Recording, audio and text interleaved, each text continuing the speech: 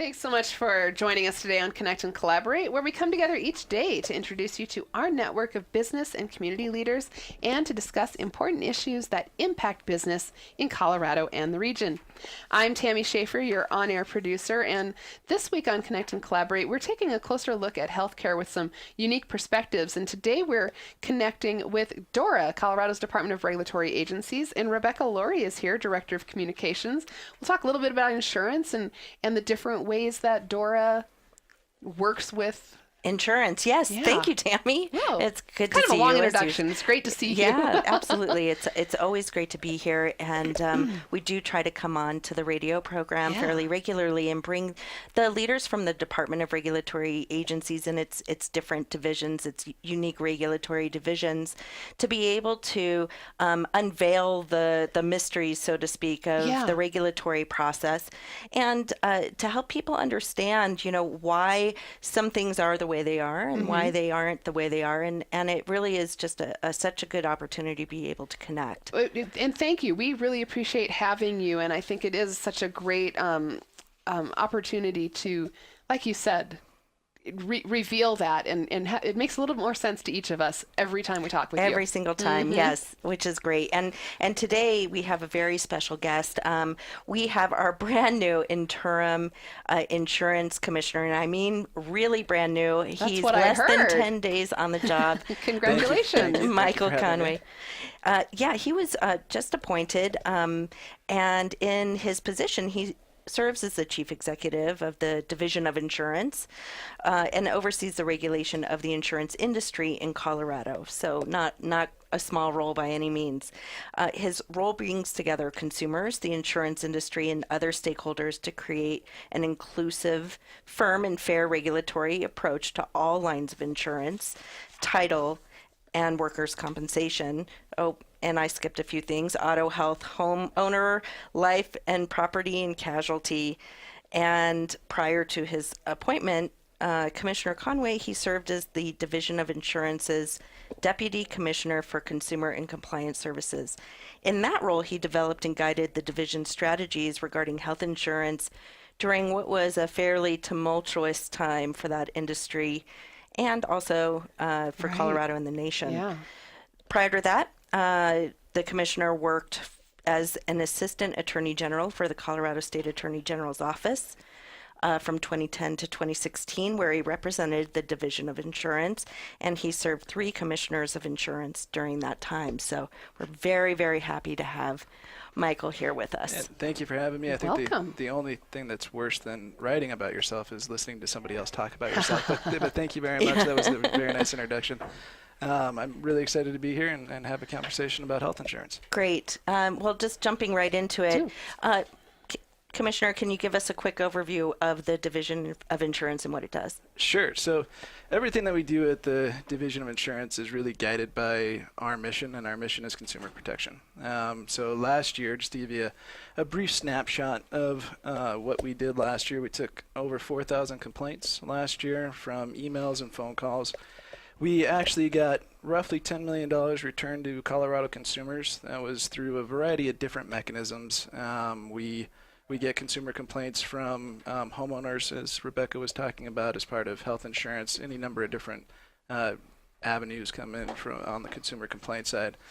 Another big thing that we try to focus on, or that ends up being a big piece of the work that we do, is to get actually insurance policies put back into place. That's what our consumer services section ends up focusing on quite a bit, and quite often the way that comes about is we have consumers that call us up and they don't realize that they actually have a problem with not having an insurance policy, or their insurance policy lapsed for some reason that they didn't realize until they actually have a claim that comes about. Oh, right. So our folks get on the horn with the insurance companies, and they work really hard to make sure that everything was complied with, that had to be complied with by the insurance company, and whenever we can, we try and get those policies put back in place. Great. So in terms of regulating the industry, what types of groups does the division work with, and how does it reach out to the business? So we work with a variety of different groups. Obviously, we have to work with the insurance companies that we regulate. But there's also consumer groups that are on our phone call list on a daily basis almost. We want to make sure that we are bringing the consumer groups and the consumer advocates into the mix, make sure that we're addressing the problems that they have, and that we're getting out in front of issues as well. So, for example, one of the things that we worked on over the last couple years really is we reworked our market regulation laws. So market regulation, really what that is, it's when we go out and we audit insurance companies. We go out and make sure that they're complying with the laws that they're required to comply with. As part of that process, we do what are called market conduct examinations. And I don't want to get too far into the weeds and bore all of your listeners, but we put together... We appreciate that. Well, yeah, I don't want to bore myself either. So over basically a 2-year process, we worked within the consumer groups and with the companies themselves to rewrite our insurance laws that are directly impacted by this system. And last year, we were able to successfully pass that through the legislature.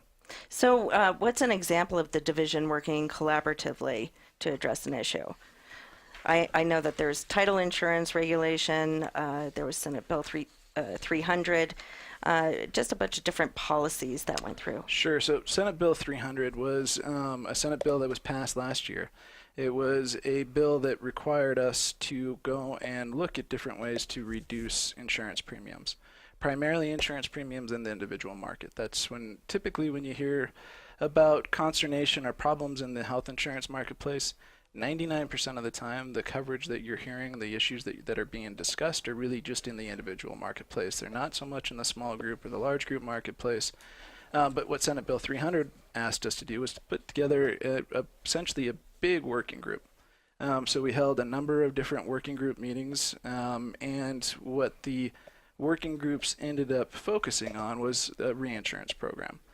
The reinsurance program, and I think we'll talk about this a few times today, but the reinsurance program, really it's modeled off of what Alaska was able to get done initially 2 years ago, and then they reinforced it last year. What Alaska did, and we can get into the nuts and bolts of the reinsurance program, but what Alaska was able to achieve through their reinsurance program was in the first year they reduced their premiums, again in the individual market, by 35%. And the second year they reduced their premiums further by an additional 26%. So that's kind of the framework for what we were shooting for with the Senate Bill 300 working groups. So I understand that a lot of work that you do really looks to remedy bad situations versus being overly punitive. Can you give us an example of that? Yeah, so Marguerite Salazar, the commissioner before me, she left some very big shoes to fill. One of the main things that she moved the division towards was moving a little bit further away from punitive civil penalties, fines, and trying to focus a little bit more on remedying the situations, the bad situations, the complaints that we get, as Rebecca was alluding to. And that has a lot of different forms. We get a number of different types of complaints throughout a year. One that really continues to stand out in my head, there was about 2 months after I came over from the Attorney General's office, the Consumer Services team on the life and health side got a walk-in. So walk-ins are exactly what they sound like when a consumer walks into the office and has an issue that they need addressed. And this particular consumer was a woman who, unfortunately, her husband had very advanced cancer. It was stage 4 cancer. It had metastasized. And she was pregnant. She was pregnant with their second daughter, and she was about a month away from delivering the baby. Okay. She had applied actually to let her husband go down to a Texas facility to get a second opinion, get some follow-up care, to try and extend his life, really, to make sure that he was able to meet his daughter and give him as much time as possible with his daughter. She unfortunately had a very narrow network plan that didn't allow her to go to her husband to go down to Texas. So she came to us and she said, please essentially help, do whatever you can. And at the risk of doing something I probably shouldn't do on radio, I'm going to read just a little piece of an email that she sent to me. Because still to this day, I find it incredibly touching. It's a long email. I'm not going to read the entire thing, but this really epitomizes for me what we do at the Division of Insurance. So these are her words. Since then, Dale has called me every day, sometimes 6 times a day if needed, to follow up, make sure I was not in labor, keep me abreast of her progress on our matter, and to make endless conference calls with me to the insurance company and the financial center of the facility. During the conference calls, Dale has asked questions and gotten information in a way I would not be able to do on my own. After nearly a year of working as my husband's sole medical advocate, having Dale by my side has been nothing short of a lifesaver. That's what we do. That's why we get up every day, is to help people like this. And occasionally I go back and I read this entire email, and I can obviously share her name or her husband's name. But this is what moves us. This is why we do what we do, and it's these people that we're trying to help on an everyday basis. And you can make that kind of difference in people's lives through at the Division of Insurance, right? Yes, absolutely. There's definitely other stories that we have and have shared. There was even a public service announcement that was aired over this past summer of a woman whose husband had a debilitating injury, and she was struggling to get the surgery that he desperately needed. And they were business owners in Colorado Springs. They had kids. They just needed their lives back, and the surgery was going to offer that. But there were complications with the paperwork, one thing after the next. Those ins and outs of insurance. It is. It gets very complicated very quickly. And so she came to the Division of Insurance.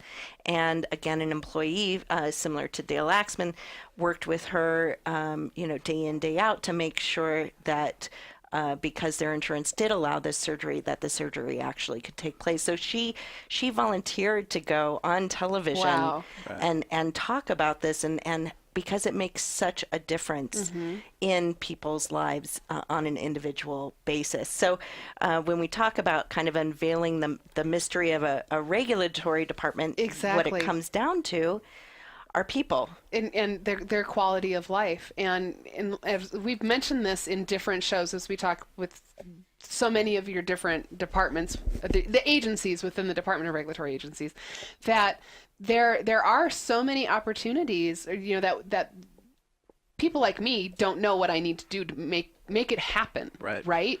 And to be able to go to DORA and you can make it happen. And I can see on your face, Michael, that email just means the world to you. That's why you go to work. And I can't say it really does. I mean, I'm not being facetious when I say that I go back and I read this email on a fairly regular basis, because I do think it really does just epitomize everything that we do on an everyday basis. But to those exact points, I can't stress enough how important it is for folks when they do have a problem, when they have a problem with their insurance company, or they just have a problem with their insurance in general, to call us. We're not always going to be able to fix the problem, but at the very least, we're going to be able to explain it so that they understand it a little bit better. Right. And I can promise you that we're going to do everything that we can to try and find a solution. That's what we do. I mean, that's what we are. We're problem solvers whenever we can be problem solvers, and we can't solve problems unless we know about them. So I'm going to shift the question just a little bit. Speaking of other challenges and problems, last year that was a very uncertain year. Questions abounded about the future of healthcare. And we saw big insurance companies leaving markets across the nation. How did Colorado fare in all of this uncertainty? We fared pretty well. So our motto last year was that we were going to be an island of certainty in a sea of uncertainty at the federal level. And what that actually meant in practice was that we were going to try and think through every possible problem that could come our way because of the uncertainty that was being caused by both sides of the aisle at the federal level, and come up with solutions for those problems before they got to us. So what that meant in practice was that we were fortunately able to keep all 7 of our health insurance companies in the individual market in Colorado for 2018. We kept Anthem, which we were one of only 4 states to actually keep Anthem in the marketplace. They ended up leaving the individual marketplaces throughout the country in a number of different states. And I do want to repeat what I said earlier, though, that a big piece of what you hear in the press, and it's important for your listeners to keep this in mind when they're hearing talk about the health insurance marketplaces, it's quite often, at least, if not almost always, the individual market that we're talking about. So when your listeners that get their insurance from a small employer or from a large employer for that matter, what we're talking about here doesn't necessarily impact them directly. But with that said, it was a really key accomplishment for us last year to keep those 7 insurance companies in the marketplace. I can't tell you how many numbers of nights I had last year where I just didn't sleep because I was that concerned about the impact that it was going to have for Coloradans if we lost these insurance companies. In today's world, in order to get health care, you have to have an insurance company for the most part. Mm-hmm. Obviously, there's Medicare and Medicaid and the VA as well, but unless you qualify for one of those programs, you have to have health insurance in order to get health care. So the thought of losing one of those companies was an incredibly scary thought for us. So how did you secure that? So, like I said, what we really tried to think through and get in front of were the problems that we thought were possibly going to come our way. So we did things like we extended the filing deadlines for the health insurance rates to as late as we possibly could to let things play out at the federal level for as long as we could. The other key, I think, thing that we did last year was that we actually had the health insurance companies file 2 separate rates. We had them file just their normal rates. If there wasn't going to be any changes, weren't going to be any changes at the federal level. We also had them file a secondary rate in case the cost-sharing reductions were defunded by the Trump administration. So cost-sharing reductions they're essentially for individuals that meet certain income levels. The Affordable Care Act requires insurance companies to pay or at least cover parts of their cost shares, which are their deductibles, co-payments, and co-insurance. So what do you think the biggest factor was in the increased insurance premiums last year? I think there were a number of large factors that played into it. I don't know that it was necessarily the biggest factor. It was certainly a significant factor, the amount of uncertainty at the federal level. Insurance is an industry that is based on certainty, really. They need to know what the rules of the game are going to be. When there's a large amount of uncertainty in the insurance world, it makes it difficult for them to appropriately set their rates. So what they have to do is take into account that uncertainty, and that was a piece of the increased rates that we saw last year. The cost-sharing reductions alone getting defunded, that increased insurance rates in the individual market by about 9%. And again, talking about the individual market, we're talking about people who are self-employed, correct? And must, buy their insurance plans for themselves versus getting an insurance plan through an employer. Through a group plan, that's right. Right, so it's about 8% of the marketplace in Colorado. That number obviously changes a little bit from year to year, but generally speaking, we're talking about roughly 8% of the marketplace. So you had mentioned the reinsurance program. What do you think that can accomplish, at least in the short term? Sure. So to give you a little bit more of a background of what the reinsurance program actually is. So typical in the normal marketplace, insurance companies they'll get their own reinsurance policies.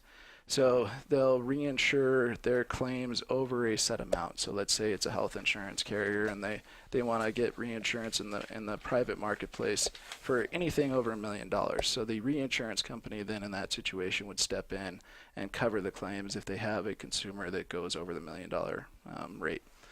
What the reinsurance program that we're talking about does, it actually is a program to subsidize the individual marketplace. So the only folks really in the health insurance market, so we're talking individual, small group, large group marketplaces that don't have help purchasing their health insurance, are those people that are in the individual market that are above 400% of the federal poverty level. The reason those folks don't have any help is because they don't get tax credits. Mm-hmm. That's the cliff over once you get above 400% of the federal poverty level, you don't qualify for tax credits anymore. Really, when you look at the marketplace across the board, those are essentially the only people that don't have any help.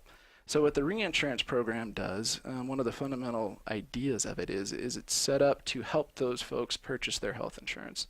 The way it does it, from kind of the nuts and bolts, and I'll be quick because this isn't very interesting for a lot of folks, but the way it does it is there's what's called an attachment point. So the attachment point would when a consumer's claim gets up to $100,000, the reinsurance program would kick in.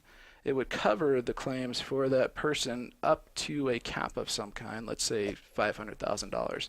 At that point, the reinsurance company or the insurance company, the health insurance company, would kick back in and they would cover the claims. That's kind of the general background of it. What it was able to accomplish in Alaska, however, like I said earlier, was really reduce the premiums in the individual market. And what that ended up doing was stabilizing their insurance marketplace. What was at risk in 2016 in Alaska was they have one health insurance company in Alaska. That health insurance company had filed for a 42% rate increase, and at the same time they were saying that they were likely going to have to leave the market in Alaska, which would have left them without any health insurance companies at all. Wow. So Alaska set up this reinsurance program to help reduce the premiums. It went from a 42% rate increase all the way down to just a 7% rate increase. It's a 35% rate reduction. And almost as importantly, if not more importantly, it kept the insurance company in the market. So what we're hoping, if we get a bill passed, or if a bill is passed this year, and it would require legislation for this reinsurance program to be set up, is it would increase the stability that we were able to put in place last year in our marketplace in the same manner that it stabilized the market in Alaska. Depending on how much money is put into the reinsurance program is directly reflected by how much premium savings will be in play, but that's the general idea. So that seems to address things in the short term. Any ideas for long term? For long term, we have to start focusing on costs. Costs are the driver of health insurance premiums. So when we talk about costs, what we're talking about are the provider costs. So the hospital visits, the doctor's visits, the pharmaceuticals. If we want to address problems long term, we have to get in and figure out where we can have some cost savings through those avenues, where we can reduce the amount that we're all paying for our pharmaceuticals. We can reduce the amount of money it costs us to go to a hospital or to go to a doctor's visit. Now, excuse me, Connect for Health plays an essential role. Can you describe that role and the role that they played specifically last year during that period? Sure. So Connect for Health, for those of you that don't know, is our marketplace, our health exchange. Colorado's exchange. We're one of 9 states that have our own health insurance exchange. The other states operate through the federal marketplace. What having our own health insurance exchange allows us to do, from my perspective, is it allows me to pick up the phone and know exactly who it is that I'm talking to on the other end of the line, because I was probably in a meeting with them earlier that week. It allows a relationship to build, a working relationship to build, that allows you to solve problems and work together to solve those problems. So a perfect example of that was when the cost sharing reductions this year were defunded by the Trump administration. It was right at the end of October when that happened, right before health insurance rates really had to be filed and loaded and ready to go so that people could shop. Yes. However, because we knew that there was at least a possibility that this was going to happen, we had been working with the exchange for a number of months, and it allowed us to transition very quickly with the exchange to actually get the new rates put in place. Okay. Thank you for that explanation. We're talking with Michael Conway. He's the new interim commissioner of insurance for the state of Colorado. We're talking with DORA, Colorado's Department of Regulatory Agencies, and Rebecca Laurie is along guiding the conversation. We'll be back with more right after this break. Stay with us. With us today here on Connect and Collaborate, and today we are We're looking at the landscape of health insurance in Colorado with the help of Colorado's Department of Regulatory Agencies. We're talking specifically with the new interim commissioner of insurance, Michael Conway. Michael, thanks for being here. Thank you for having me. And we're also joined by Rebecca Laurie, Director of Communications, and Vince Pleinell, Communications Manager for the Division of Insurance. So welcome, everybody. Thanks for being here. Yes, thank you so much, Tammy.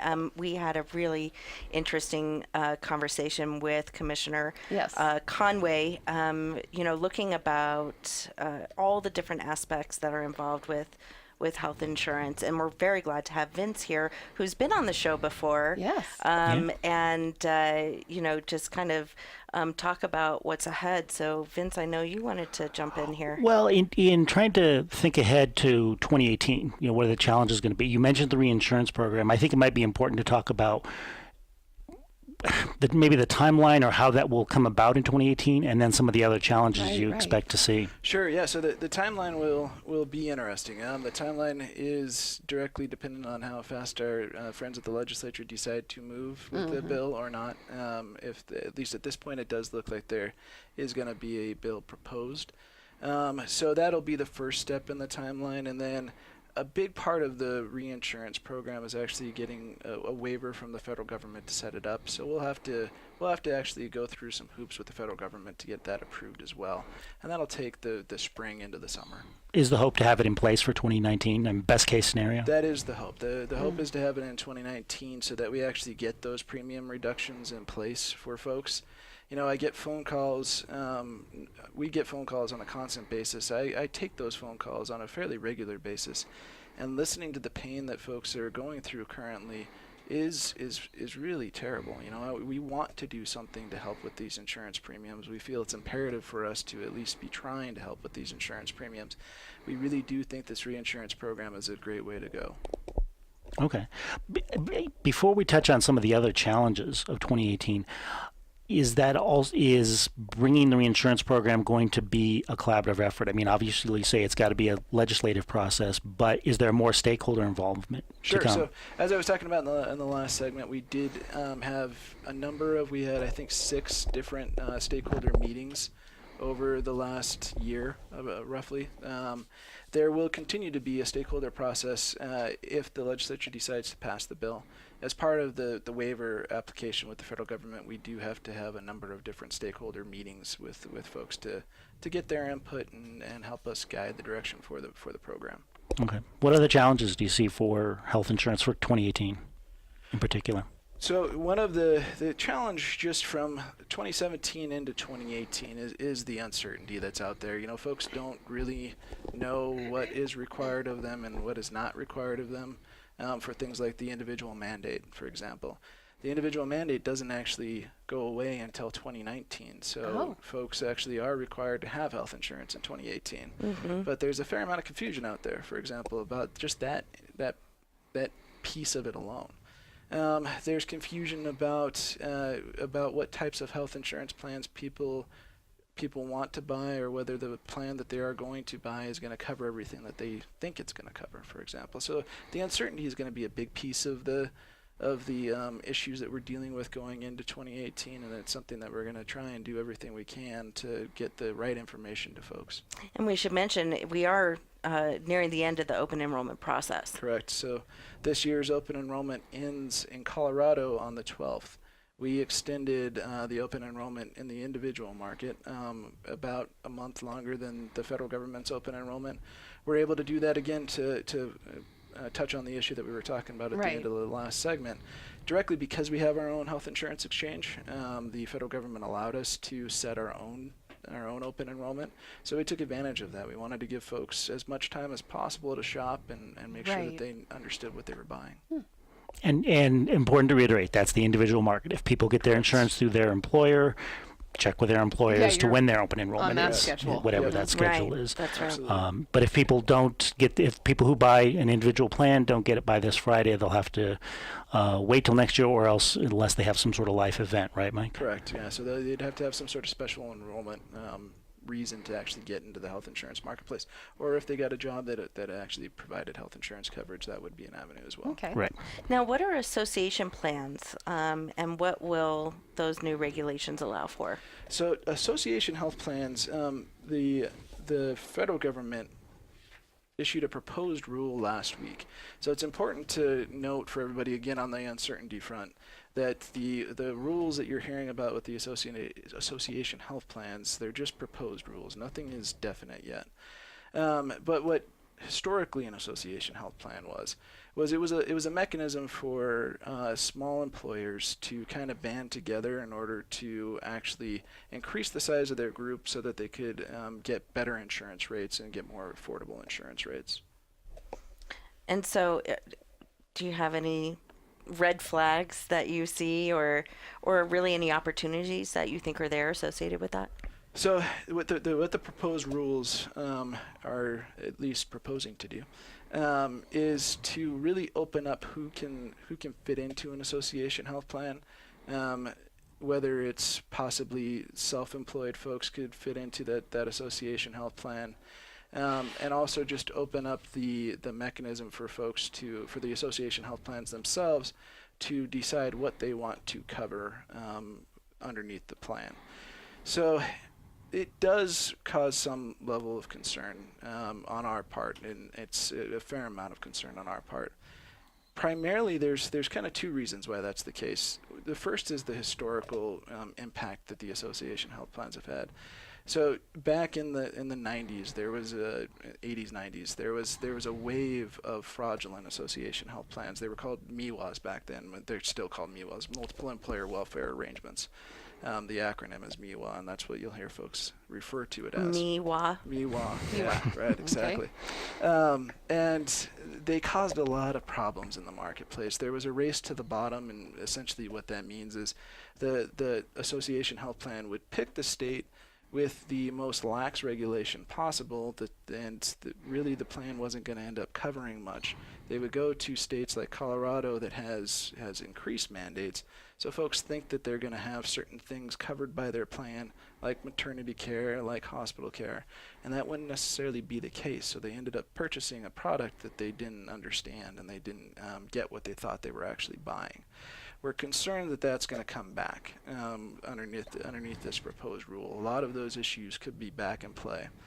The other big piece that's potentially very problematic is the fragmentation of the marketplaces. So there's fundamentally nothing different about all of the different marketplaces and the costs that are involved in the different marketplaces.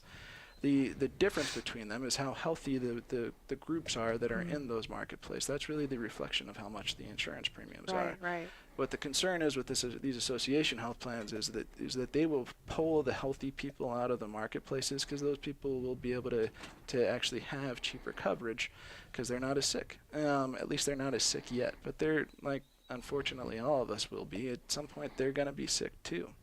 And then at that point, those association health plans will become more expensive. Okay. So, quick question for you, Commissioner.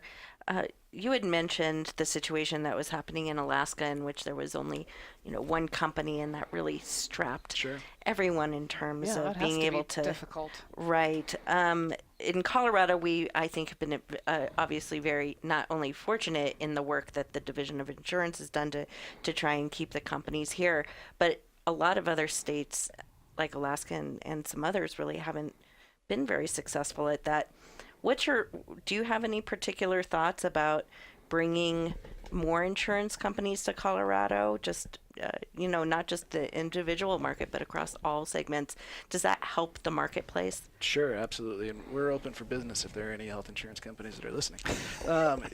More competition is always a good thing. And it doesn't matter if it's health insurance or if it's any other product out there. The more companies that you have in play competing against each other, the better off that your consumers are likely going to be. But as you said, Rebecca, we do feel like we're pretty lucky in Colorado that we have the 7 insurance companies.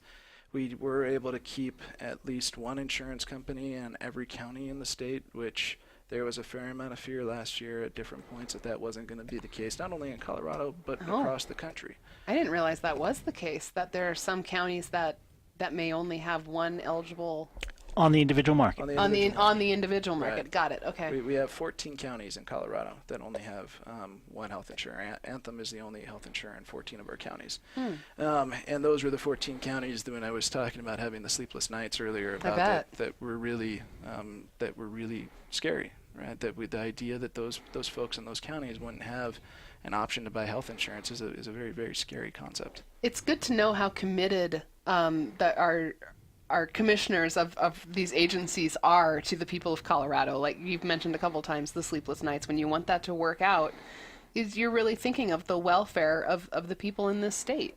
And it's not just, I want to stress that it's not just me. It's everybody at the Division of Insurance.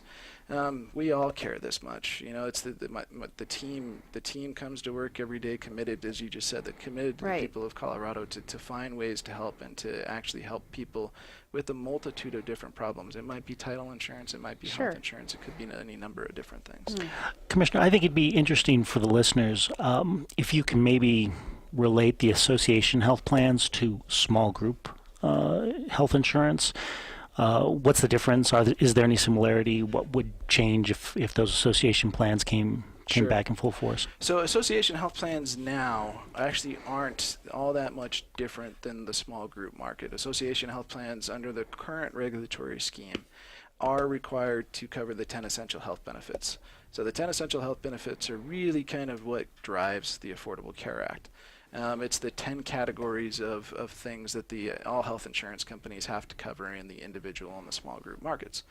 What the association health plans will do, one of the things that the Trump administration is hoping that they will do, I should say, is it will allow more small groups to come together to actually get into the large group market. By doing that, those association health plans would be able to avoid those essential health benefits. The large group carriers, the large group insureds don't actually those insurance plans don't have to cover the essential health benefits. The reason that's typically the case is because large employers almost always, they're very sophisticated buyers of health insurance. They're very sophisticated buyers of a number of different things. They have HR departments that are designed to do this for them. They know what they want to cover. They know what they need to cover. The reason that there is a high level of concern on my part about the association health plans, and in particular this piece about the small employers banding together and becoming a large employer, is that there aren't any controls put in place to help those folks actually understand what they're buying, and they could end up with a product that really isn't what they think they're buying, a product that doesn't cover much at all, potentially. A product that allows the older folks that are being covered by it to be charged a whole lot more than the younger folks. A product that might not cover pharmaceuticals. I mean, any number of different things could be in play once these essential health benefits don't have to be covered. I am curious, Commissioner, if I'm a business owner, what should I be considering in terms of planning for health insurance for myself or my family, my employees? So it's really not all that much different than what should be considered in the individual market, right? You need to make sure that you understand what it is that you're buying. You need to make sure that you understand what your employees need, if they need to have access to a number of different doctors, or if perhaps a narrower network would work for them. There's always going to be a piece of it, most definitely, that is driven by premium. Cost is going to be a part of the conversation that you need to think through and plan for.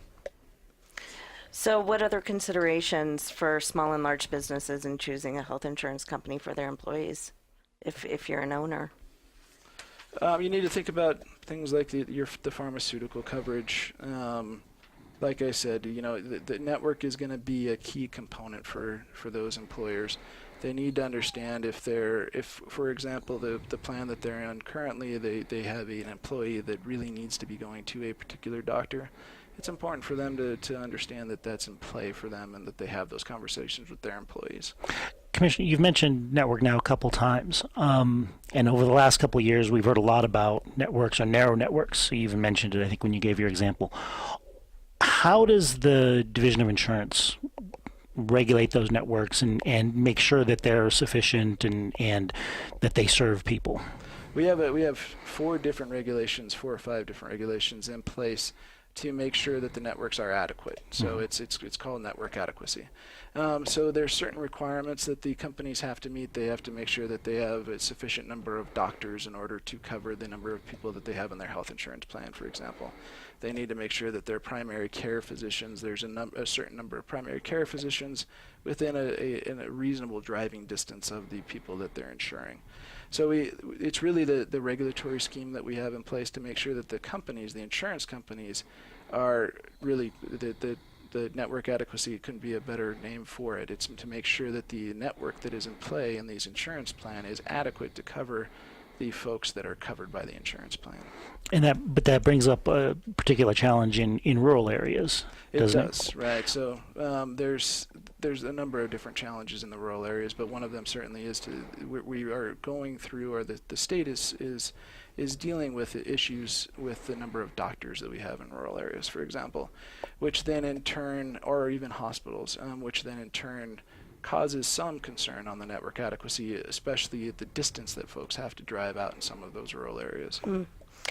That is always a concern, the number of service providers, healthcare service providers in rural areas, which, is given such rise to things like telemedicine and other innovative solutions. Is that growing throughout the state now, or do you have a read on that at this point? It's a good question. I know that there's, a lot of attention on these different types of solutions, and even as we've talked about before with the Division of Professions and Occupations, making sure that even the licensing process is really streamlined and regulated, and making sure everybody's qualified for the work they're doing, and to make it easy for them, and there's not a lot of roadblocks for them to get licensed. So the turnaround times on paperwork and things, have really reduced in order to provide that care. Exactly. So there was a telemedicine bill that was passed, I want to say 3 years ago, but it may have been 2 years ago, that really tried to open up the access to telemedicine for some of those rural areas. There are limitations, just practical limitations that come into play, making sure that the systems talk to each other in the correct way, and there's some types of care that don't translate very well to telemedicine. Yes. But there's always going to be, and I think that one of the great advantages that we have living in the technological world that we live in now is that there are technological fixes, or at least possible solutions to a lot of these problems, and telemedicine is certainly one of the interesting things. Yeah. Can you elaborate on some of the other challenges in the rural areas? And these aren't just particular to Colorado, I think. They're in rural areas across the nation with health insurance, healthcare. Sure. So again, and this is something that is really primarily on the individual market, but it's something that goes into the small group marketplace as well. One of the challenges that we have in getting people, or getting insurance carriers, I should say, into those marketplaces in the rural areas is that there's not a huge population center out there. Right. So one of the challenges for those insurance companies is having enough of a consumer base in order to make it worth their while. So that's a constant conversation that we have with the insurance companies to make sure that they really do have a good grasp on the number of folks that are out in the rural areas, and making sure that they realize that it is worth their time to go out there, because there's a definite consumer base out there that will make it productive for them. In the last couple of years, we've seen a number of mergers, some that came to pass, some that didn't. There's talk of other mergers. What's the role of the Division of Insurance in mergers, and how do you view that landscape? Does that change things for Colorado and for health insurance? So our role is directly dependent upon the type of merger that is happening, and actually the very specific insurance companies that are merging. So for example, when Anthem and Cigna were going to merge last year, we were going to have a very significant role in approving that merger, because both of those companies were what are called domiciled companies. Okay. So they were domiciled in the state of Colorado. Parts of their licenses were domiciled in the state of Colorado. So we were going to have we had a whole procedure set up to have hearings, to take public comment, to have even potentially a series of hearings. when you compare that to what is happening possibly with the CVS merger with Aetna, our statutory authority over that type of a merger is much more limited. We don't have the ability to go in and require them to show us everything that we would have been able to have in the Anthem-Cigna merger.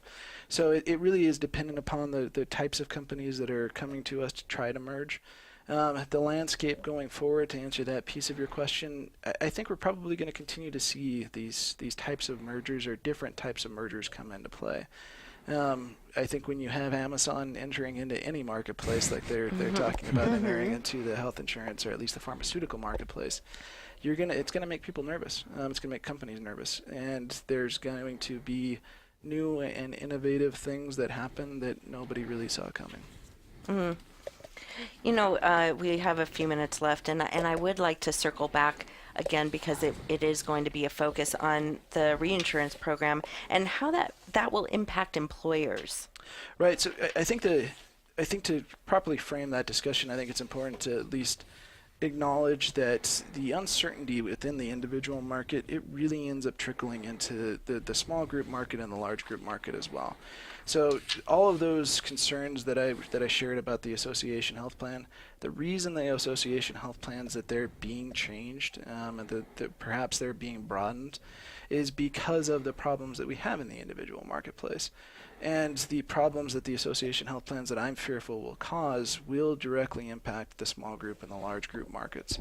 So when we talk about stabilizing the individual market through a reinsurance program, it is my absolute feeling that actually ends up benefiting both the small group and the large group market.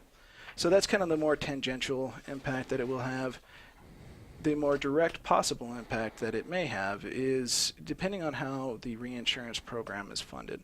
There may be assessments that are placed on the small group and the large group plans in order to actually pay for that reinsurance program. It's very uncertain. There are a lot of conversations about how the reinsurance program is going to be funded, but that is potentially one impact. Mm. Commissioner, one of the things is someone who has to pay attention to the media going on, around health insurance and other lines of insurance. I've seen a lot about surprise billing over the last year. Both here in Colorado, different states have been trying to tackle it. Is that something that is a concern for you? Is that something that you're interested in? Sure, it's absolutely a concern for me.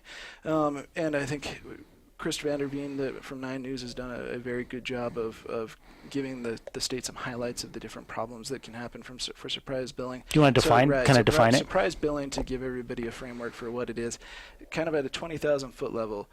It's when you go into a hospital, for example, and you've done your homework and you've made sure that hospital is in your network, right. And even maybe your principal doctor, the one that the surgeon is going to be in network.